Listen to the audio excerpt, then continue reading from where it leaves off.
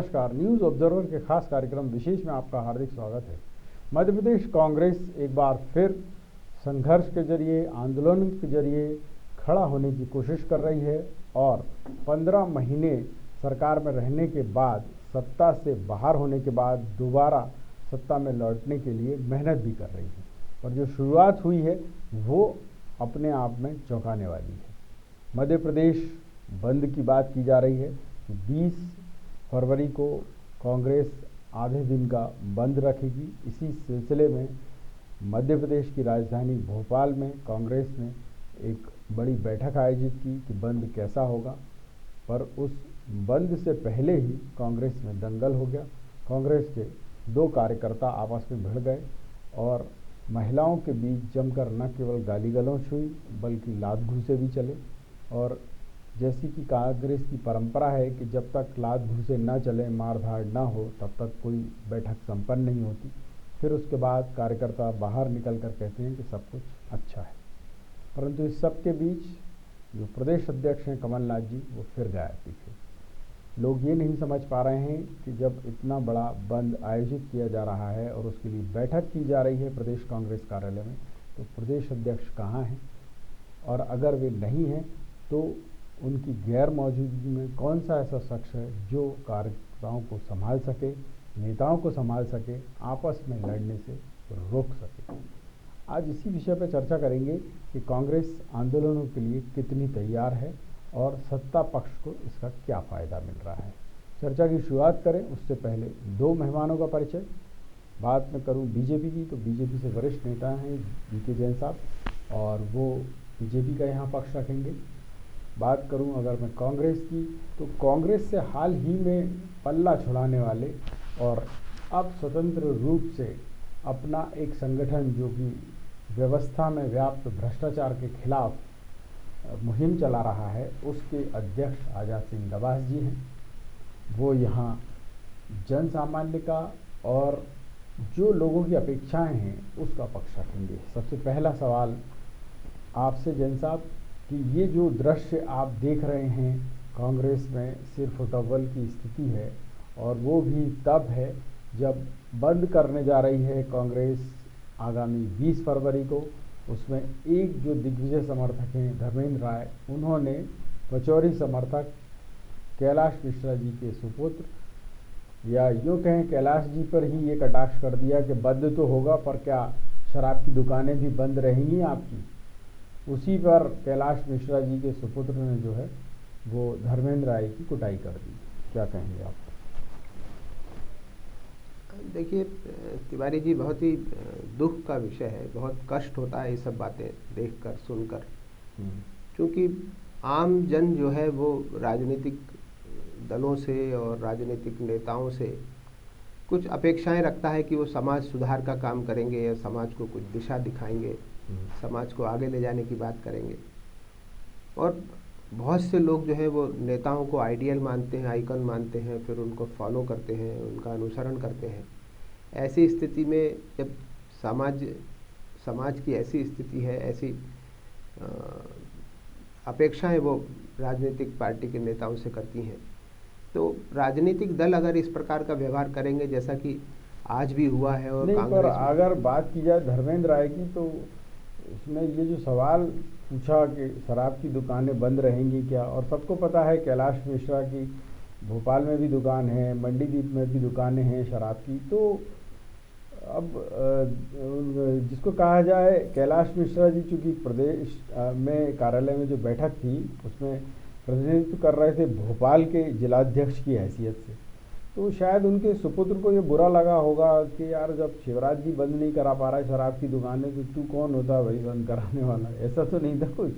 नहीं, निश्चित रूप से उनको कहीं ना कहीं ये बात सहन नहीं हो पाई और ये कटाक्ष जो था उनको कहीं उनके मर्म को भेद गया, जिससे कि पीड़ित होकर उन्होंने लात घूंसे चलाने का ये सब कृत्य किया। और खासकर महिलाओं के सामने, जब बड़ी संख्या में महिलाएं उस कार्यक्रम में उपस्थित वो डर के भागी सबकी सब। और अश्लीलता की परिहद तो ये हो कि उन्होंने कि माँ बहनों की गालियाँ तक उन्होंने एक दूसरे के लिए निकाली। तो ये सब जो है वो बहुत ही बहुत ही निंदनीय है और ऐसा कृत्य है जिसके कारण कि मैं समझता हूँ कांग्रेस अध्यक्ष को क्षमा मांगना चाहिए, इसके लिए अपोलोजाइज करना चाहिए और जनता से इस कृत्य के लिए उनको अपने कार्यकर्ताओं को दंडित भी करना चाहिए। अनुशासनात्मक कार्यवाही भी उनको एक अगर वो किसी परिपक्वता का या परिपक्व बुद्धि का परिचय देते हैं तो इस प्रकार की कार्यवाही अपेक्षित है, क्योंकि समाज का बहुत व्यापक और बुरा प्रभाव इन सब बातों का पड़ता है। बिल्कुल।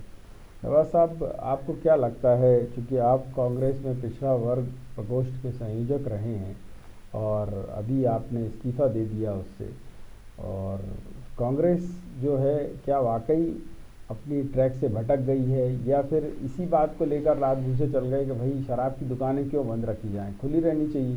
जब शिवराज जी की सरकार बंद नहीं कर रही है तो आप क्यों बंद करा रहे हैं?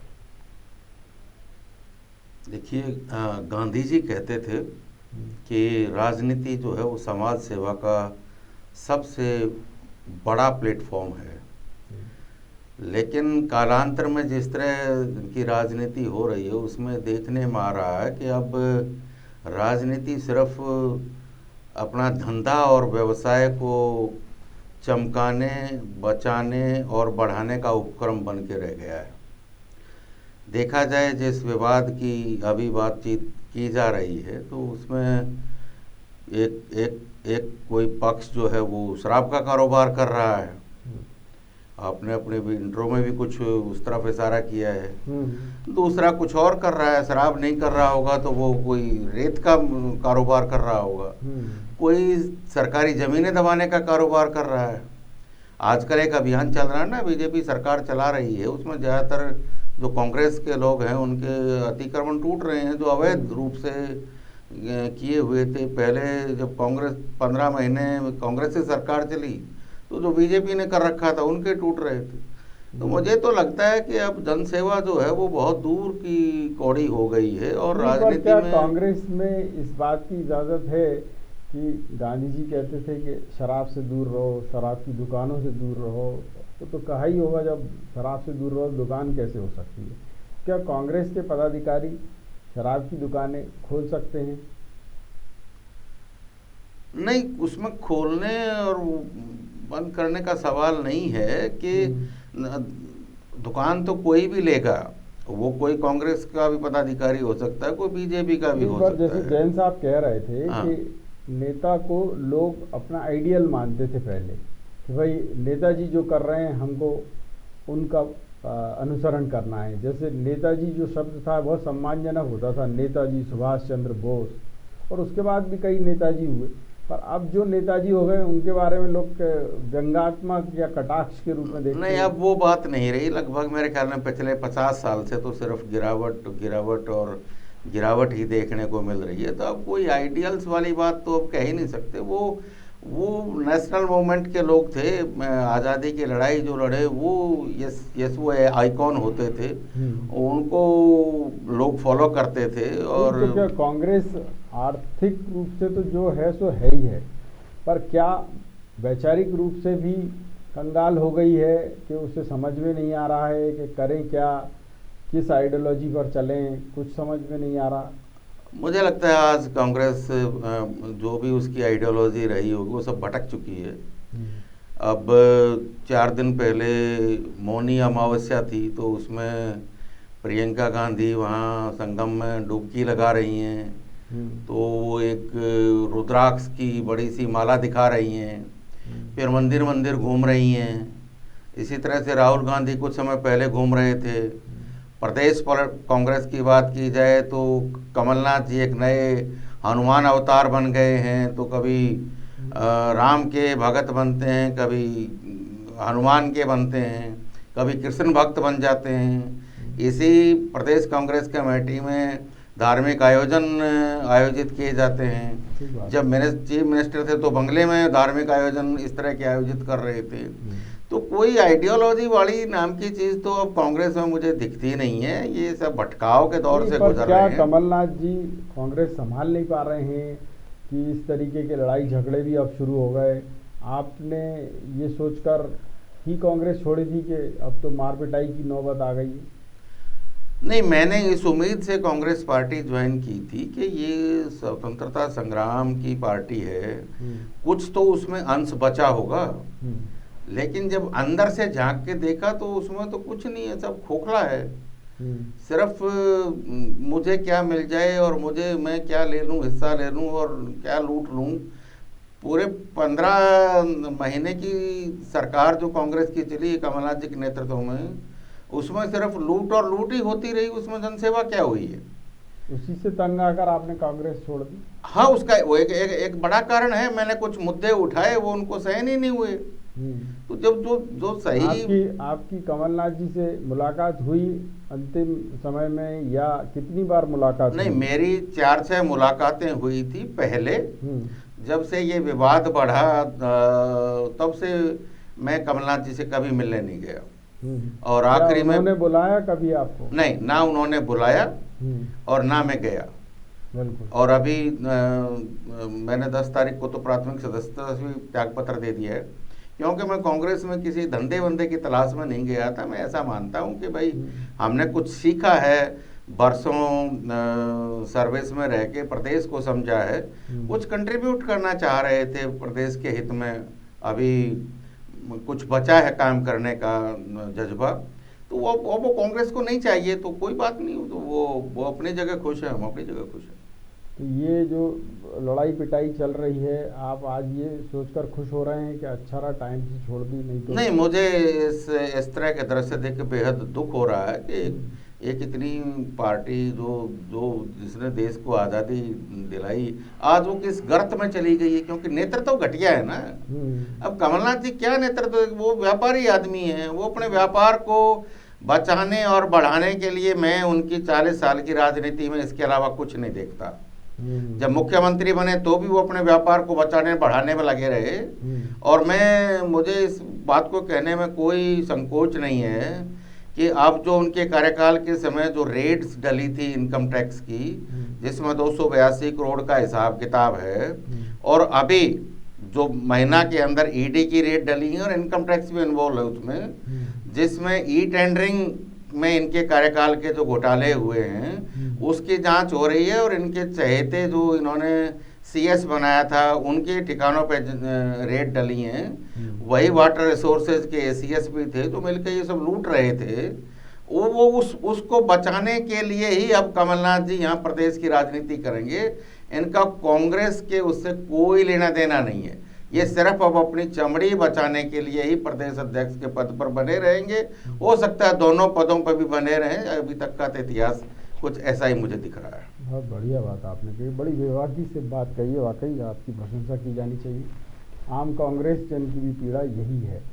दिनेश जी, यहाँ ये जो दृश्य आप देख रहे हैं कि कांग्रेसी आपस में भिड़ रहे हैं, इसके बाद भी जो प्रदेश अध्यक्ष हैं उनका कहीं अता पता नहीं है, वो सामने भी नहीं आ रहे हैं मीडिया के, तो क्या आपको लगता है क्या वाकई गुंडे मवालियों की ही पार्टी बनकर रह रही है कांग्रेस, या वरिष्ठ नेतृत्व ने भी या हाईकमान ने सोच लिया है कि इनको अपनी हाल पर रहने दें?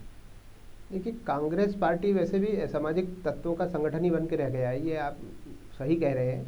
और उसमें अनुशासनहीनता जो है वो अपनी सीमाएं लांघ चुकी है। कोई अनुशासन नाम की कोई चीज़ नहीं है, ना उन लोगों में संस्कार है, ना अनुशासन है, ना किसी प्रकार की समाज के प्रति या देश के प्रति कोई समर्पण की या सोच की कोई बात है।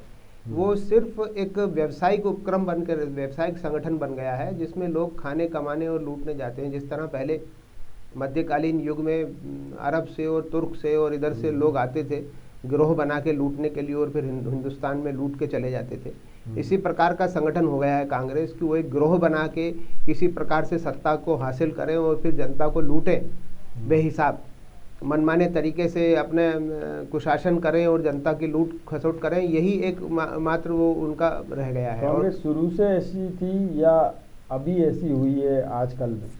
नहीं, शुरू की जो उनकी पीढ़ी थी 1947 के बाद, जिसमें राजऋषि पुरुषोत्तम दास टंडन और सरोजनी नायडू और शास्त्री जी, लाल बहादुर शास्त्री जी, गुलजारी लाल नंदा जी जैसे लोग हुआ करते थे, वो एक आदर्श थे। समाज उनका अनुसरण करता था, उनके कृत्यों से प्रभावित होता था, उनकी बातों से प्रभावित होता था और उनके वचनों को फॉलो भी करता था, उनकी बातों को, उनके स्वभाव को, उनके आदतों को फॉलो करते थे, समाज के लोग आदर्श मानते थे।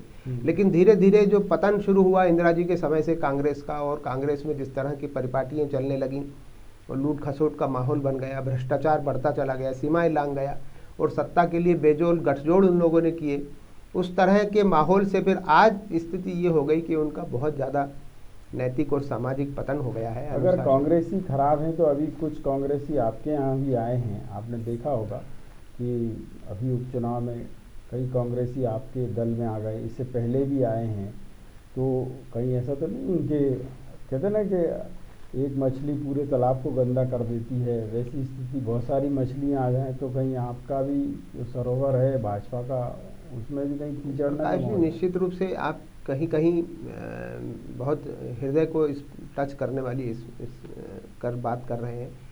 ऐसा होता है, देखिए आज समाज में जो बहुत अच्छा, जो युवा पीढ़ी का जो अच्छा वर्ग है, जो पढ़ा लिखा और इंटेलिजेंट वर्ग है, सदाचारी वर्ग है, वो तो कॉम्पिटिटिव एग्जाम्स में निकल जाता है, आईएएस, आईपीएस और पीएससी, यूपीएससी में निकल जाता है, फिर डॉक्टर इंजीनियर बन जाते हैं, फिर सेकेंडरी वो दूसरे अच्छे जॉब्स में चले जाते हैं। लेकिन जो बिल्कुल नीचे का स्टफ जो बचता है वही राजनीति के पल्ले पड़ रहा है आजकल। ये एक कटु सत्य है, अपवाद को छोड़कर। कुछ अपवाद हो सकते हैं, लेकिन आज यही देखा जा रहा है कि जिसको कहीं कोई काम नहीं मिलता, जो शिक्षा प्राप्त नहीं कर पाता, संस्कारित नहीं हो पाता, वही राजनीति की ओर प्रभावित होकर जाता है, और वो तुरंत गति से, त्वरित गति से कुछ दिनों में पैसा कमा लूँ और सत्ता हासिल कर लूँ या प्रतिष्ठा प्राप्त कर लूँ, इस दृष्टि से राजनीति में लोग आज जा रहे हैं। हमारी पीढ़ी में जब हम लोग देखते थे तो एक समर्पण का, समाज सुधार का भाव रहता था। राजनीतिक प्लेटफॉर्म के जरिए, जैसा अभी नवाज साहब ने कहा, राजनीतिक प्लेटफॉर्म के माध्यम से समाज सेवा किस तरह कर सकते हैं, समाज उत्थान या देश का उत्थान किस प्रकार कर सकते हैं, ये सोच रहती थी हमारे कार्यक्रमों में, हमारे प्रशिक्षण वर्ग में या हमारे राजनीतिक स्पीचेस में। ये सब एक सोच रहती थी, बेस रहता था। लेकिन आज ऐसा माहौल नहीं है, और इसका कहीं ना कहीं सभी राजनीतिक पार्टियों पर थोड़ा बहुत प्रभाव आता है, ये मैं निश्चित रूप से आपसे कह सकता हूँ। बहुत बढ़िया। यहाँ एक बात और सामने निकल कर आती है कि चूँकि भारतीय जनता पार्टी कांग्रेस की बी टीम नहीं बनना चाहती है, परंतु इसके बावजूद जो लोग आपके यहाँ आ रहे हैं, क्या वो उतने अनुशासन में, वो उतने संयम से रह पाएंगे, या फिर वो अपने ही हिसाब से चलेंगे? चूँकि कांग्रेस में भी लात घूंसे चल रहे हैं, तो कुछ दिनों बाद पता चला बीजेपी में भी चलने लगे। देखिए, बीजेपी के पीछे एक मात्र संगठन जो है उनका, वो खड़ा हुआ है, उसका अंकुश अभी तक इस राजनीतिक दल के ऊपर है। मैं हाँ जी, मैं राष्ट्रीय स्वयंसेवक संघ की बात कर रहा हूँ। उसका जब तक उनका निर्देशन और उनका अंकुश इस राजनीतिक दल पर रहेगा, तब तक मैं कह सकता हूँ कि इसमें कमोबेश अनुशासन भी रहेगा, चरित्र भी रहेगा, और एक अच्छा दृष्टिकोण भी रहेगा। उनका जिस तरीके से बात आ रही है शराब की, शराब को लेकर ही ये दंगल आज शुरू हुआ। कांग्रेस के एक कार्यकर्ता ने दूसरे कार्यकर्ता पे, या एक नेता ने दूसरे नेता से कहा शराब की दुकानें बंद रहेंगी, बंद में या नहीं, बस वहीं से मारपीट शुरू हो गई।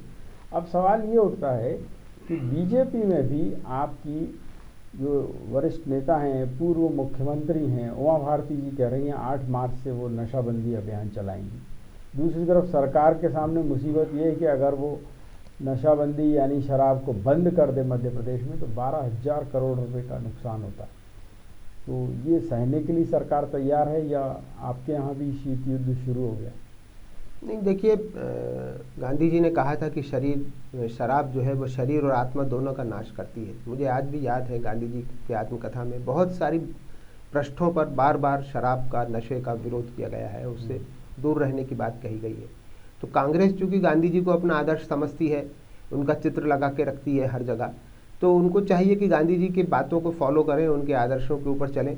अब एक तरफ तो उनके नेता गांधी जी कहते हैं, मार्गदर्शक, कि भाई आप नशे से दूर रहें, शराब से दूर रहें, दूसरा उनके पदाधिकारी ही शराब का व्यवसाय कर रहे हैं। नहीं, पर कांग्रेस तो बहुत आपने देखा होगा मल्टी, जिसको कहें कलर पार्टी है अपने आप में। जैसे उनके यहाँ कोई रिस्ट्रिक्शन नहीं है। आपने देखा होगा रिहाना ने अगर कोई न्यूड फोटो पेस्ट किया गणेश जी की तस्वीर के साथ, तो कोई रिएक्शन नहीं आया। आपने देखा होगा अभी बड़ोदरा में कांग्रेस ने अपने घोषणा पत्र में कहा कि हम डेटिंग डेस्टिनेशन बनाएंगे इसको। तो मतलब वो लोग तो बहुत खुले दिमाग वाले लोग हैं। गांधी जी अपनी जगह और अपना धंधा अपनी जगह, ऐसा काम करते हैं वो लोग। तो नहीं, बिल्कुल ये खुले दिमाग की तो इसमें कहीं से कोई बात नहीं है। ये तो एक पतन की बात है, नैतिक पतन की ओर इशारा करती है कि वो समाज को किस दिशा में ले जाना चाहते हैं, इस युवा पीढ़ी को कहाँ ले जाना चाहते हैं और क्या रास्ता दिखाना चाहते हैं, इस ओर इंगित करता है। अगर हमारे समाज को इसी ओर बढ़ना है, हमारी युवा पीढ़ी को वो शराब में, नशे में और डेटिंग में और इस तरह के जो है वो वासना में डुबोना चाहते हैं, तो फिर ये एक बहुत ही दुखद है। और आने वाला भारत फिर किस प्रकार का बन पाएगा। हम तो स्वतंत्र विचारधारा के हैं, सबको आज़ादी, उनको सबको चाहिए आज़ादी, नारा ही लगाते हैं उनको चाहिए आज़ादी, प्यारी प्यारी आज़ादी। ऐसी आज़ादी चाहिए उनको। तो आज़ादी किस चीज़ से चाहिए उनको? आज़ादी चाहिए अच्छे संस्कारों से, अनुशासन से, शिक्षा से, इन सब से आज़ादी चाहिए। तो फिर पश्चिम में कुछ देशों का हाल आप देख लीजिए, वो किस तरफ चले गए। आज तो देखिए ना आप, कितनी शानदार आज़ादी है कि बैठक चल रही है, उसी में लात घूसे भी चल रहे हैं। पहली बार नहीं हुआ ऐसा। आपने देखा होगा कि माणक अग्रवाल जी पर इन्हीं के एक पदाधिकारी ने गोली चला दी थी। ये तो मतलब मामूली है, आप जिसको कहें बहुत मामूली घटना है। बहुत वो तो उस समय तो सोचिए आप, प्रदेश के महामंत्री के घर पे ही जो है वो बम फेंक के आ गया था एक कार्यकर्ता। फिर बाद में आपको पता है आज वो विधायक है अपनी काबिलियत के बल पे। बहुत दुखद है ये, बहुत अफसोसजनक है और इस कृत्य की निंदा की जाना चाहिए। और मैं समझता हूँ कि पार्टी, जनता को ऐसी पार्टियों का निषेध करना चाहिए, ऐसी पार्टियों का बहिष्कार करना चाहिए। मैं आपसे पूछना चाहूँगा डबा साहब, क्योंकि कांग्रेस में आप लंबे समय तक रहे, उस विचारधारा से आप ओतप्रोत भी रहे, प्रेरित रहे, जो भी कह लीजिए। ये जो कांग्रेस में एक खूबी है कि जिसकी लाठी उसकी भैंस, मतलब जो जिसके पास डंडा है वो सबको कूटेगा, और ना केवल कूटेगा, बम भी फेंकेगा, मारपीट भी करेगा, सब कुछ करेगा। तो उसके साथ सभी लोग रहते हैं। तो ये कांग्रेस की खूबी है या खामी है? ये इसका मैं क्या जवाब दूं? ये तो खामी है, खूबी क्या कहें इसको। नहीं, पर इतने सालों से जो पार्टी चल रही है इसी बल पे चल रही है। आपने देखा होगा जो बाहुबली रहता वो टिकट पहले मैं सुनता था, फिर मैंने अभी व्यक्तिगत तौर पे देखा कि भाई कांग्रेस में दिग्विजय सिंह का गुट है, कमलनाथ का गुट है, सिंधिया गुट है, पचौरी गुट है, और भी 2-4 छोटे मोटे गुट सुनने में आते थे। वो मैंने प्रत्यक्ष रूप में अभी देखे। और कांग्रेस जो है वो, तो मैं एक सवाल पूछना चाहूँगा, कांग्रेस भाजपा से लड़ रही है या अपने आप से लड़ रही है? अपने आप से ही लड़ रही है, मुझे तो ऐसा लग रहा है। ये लोग कभी संगठित नहीं हो सकते ठीक से। संगठन नाम की कांग्रेस में मैंने तो कोई चीज़ देखी नहीं। 15 महीने का जो शासनकाल रहा, 5-6 महीने, फिर उसके बाद भी थोड़ा बहुत वास्ता रहा। मुख्यमंत्री रहते हुए आप उनसे मिल पाए कमलनाथ जी से, जो अद्भुत व्यक्तित्व के धनी हैं, मैनेजमेंट गुरु हैं या गुरु घंटाल हैं, अब तो आप समझ ही रहे होंगे। तो उनके जो दलाल थे उनके मार्फत आप पहुंच पाए उन तक? नहीं, मैं मिला, लेकिन बहुत ही छोटी छोटी मुलाकातें हुई जो बहुत सार्थक हो ही नहीं सकती थी। जब तक आप बैठ के थोड़ा डिस्कशन ना हो, जो भी आपका सब्जेक्ट है जिस पर आप बात करना चाहें, ऐसा कभी मौका नहीं मिला विस्तार से बात करने का। 4-6 बार मुलाकात हुई ऐसे। तो आपका अनुभव क्या रहा? दलालों की पार्टी है, लड़ाइयों की पार्टी है, लड़ाकों की पार्टी है, घुसपैठियों की पार्टी है, किसकी पार्टी है? नहीं, मेरा अनुभव ये है, ये सब स्वार्थी लोग हैं। जन सेवा से इनको कोई लेना देना नहीं है। एक भी मिनिस्टर में ऐसा नहीं कह सकता जो अभी जो सरकार गई जिसने नेक नियति से अपना काम किया हो। जिसके जो हाथ लगा वो उस नहीं, पर कई नेता तो बहुत अच्छे हैं इनके यहाँ भी, कांग्रेस में ऐसा नहीं है। मुझे नहीं लगता। तो उन लोगों ने तो अच्छा जनता का भी काम किया है। मुझे नहीं लगता। अभी भी संगठन में कई नेता हैं जो जनता के ही बारे में सोचते हैं। कुछ ही लोग हैं जो मतलब लड़ाई झगड़े के बारे में सोचते हैं। मैं तो कोई ऐसे कमिटमेंट वाले लोग देखे नहीं। जहाँ भी जिसके भी कक्ष में दूसरे बैठ के थोड़ा बहुत बातचीत सुना, वो भी कोई बहुत ऐसा लगा नहीं कि हाँ ये पार्टी वो पार्टी है जो जिसने देश को आज़ादी दिलाई। इसका कोई लेना देना ही नहीं है। दरअसल ये इंटायरली डिफरेंट है। नाम भी इसका बदल देना चाहिए। ये इंडियन नेशनल कांग्रेस है ही नहीं। जो नेशनल मूवमेंट की पार्टी थी, जो गांधी जी की पार्टी थी, इवन बाद में नेहरू जी के काल तक भी। इसको इंडियन नेशनल कांग्रेस की जगह इंडियन नेशनल कबीला पार्टी कहें, क्या कहें? अब ये आप कुछ भी नाम दे सकते हैं, लेकिन ये इंडियन नेशनल कांग्रेस नहीं है। क्योंकि जनता के लिए काम कर रहे हैं ये सब के सब, दिख रहे हैं। और देखिए ना, इतना बड़ा महाबंद बुलाया है इन्होंने, और अभी ये मतलब खुद ही दंगल करने बैठ गए। मैं ये कहना चाहूँगा, अगर कमलनाथ जी 15 महीने जो इनको शासन का मौका मिला था, अगर ये जनहित के काम करते तो ये सरकार कहीं जाने वाली नहीं थी। ये तो सिर्फ अपने स्वार्थों की पूर्ति में लगे रहे, और उसमें सरकार भी गंवा दी, क्योंकि इनकी मेहनत से नहीं आई थी ये पार्टी। कांग्रेस के नेता इस भ्रम में रहे भी होंगे, आज भी हैं और आगे भी रहें, ये भ्रम में नहीं आई थी। ये तो जो 15 साल का बीजेपी की सरकार में जो बाद में काफी सारा गड़बड़ होता रहा, उससे जनता में नाराजगी आई। शिवराज जी जो बार बार आश्वासन दे रहे थे, वो अपने आश्वासनों पर ठीक नहीं उतरे, और बहुत सारी बातें सामने आई, जिसके कारण से बीजेपी की सरकार बनते रह गई। बिल्कुल, इसका जवाब आपसे जैन साहब, क्या वाकई यही स्थिति थी 2018 में? जनादेश बीजेपी के खिलाफ था, कांग्रेस के फेवर में नहीं था, शिवराज जी के खिलाफ था, कमलनाथ जी के फेवर में नहीं था। बिल्कुल, निश्चित रूप से प्रकाश जी, ये 15 साल की जो एंटी इनकम्बेंसी फैक्टर जो एक रहता है, कहीं कहीं मैं निश्चित रूप से ये कह सकता हूँ ईमानदारी से कि पूरी 100% तो खरी जनता की अपेक्षाओं पे पार्टी कभी नहीं रही होगी। तो जो उनकी थोड़ी बहुत फेल्यूर्स रही होंगी, या अपेक्षाएं टूटी होंगी, उम्मीदें टूटी होंगी, उसके कारण ही कांग्रेस के लुभावने वायदों से प्रभावित होकर कांग्रेस ने जो लोक लुभावन वायदे किए, जो युवा पीढ़ी को नए नए सपने दिखाए, और जिस प्रकार की किसानों को उन्होंने कर्जा माफ़ी की बात की, इन सब से प्रभावित होकर कहीं ना कहीं एंटी इनकम्बेंसी फैक्टर के कारण ही कांग्रेस को वोट मिले थे। वो कांग्रेस के अपने पॉजिटिव वोट नहीं थे, वो अपनी उनकी पॉजिटिविटी नहीं थी, वो भारतीय जनता पार्टी की नेगेटिविटी जो थोड़ी बहुत आ गई थी, उसके कारण जीत उनको हासिल हुई थी, और वो बहुत जल्दी उन्होंने खो भी दी, क्योंकि वो उनके मेहनत की कमाई नहीं थी, वो तो बेईमानी की कमाई थी। देखने को मिल रहे हैं, तो इससे आप भी बहुत खुश होंगे कि अच्छा है, ये आपस में ही लड़ रहे हैं, हमसे तो लड़ने की इनको फुर्सत ही नहीं। मैं इस बात से बहुत दुखी हूँ प्रकाश जी, क्योंकि कहीं ना कहीं जो हमारी पार्टी के भी जो अधकचरे कार्यकर्ता रहते हैं, जो नई युवा पीढ़ी के लोग रहते हैं, उनके ऊपर कमोबेश कहीं 5-10% प्रभाव उसके पड़ने की संभावना रहती है। ये समाज में अगर कोई घटना कहीं भी हो रही हो, तो उसका प्रभाव कहीं ना कहीं परोक्ष अपरोक्ष रूप से 5-10% किसी न किसी अवचेतन मानस पटल पर भी पड़ता है, और उसका प्रभाव आता है। तो इस प्रकार की घटनाएं नहीं होना चाहिए, कहीं भी नहीं होना चाहिए, किसी भी दल में भी नहीं होना चाहिए, वरना इससे युवा पीढ़ी जो है वो दुष्कृति की ओर अग्रसर होती है। बहुत बढ़िया बात आपने कही है। लोकतंत्र की खूबसूरती यही है कि सत्ता पक्ष हो तो उसके सामने एक मजबूत विपक्ष हो, जो सत्ता पक्ष को उसके कार्यों का, उसकी खामियों का आईना भी दिखाए, जहां गलती हो वहां उसे समझाए। पर ऐसे में मध्य प्रदेश में क्या कहें कि जब कमलनाथ जी के हाथ में कांग्रेस की कमान है, नेता प्रतिपक्ष भी वही हैं, और उनके ही नेतृत्व में कांग्रेसी आपस में लात घूंसे चला रहे हैं, महिलाओं के बीच बैठकर गाली गलौज कर रहे हैं, दंगल जैसी स्थिति बना रहे हैं।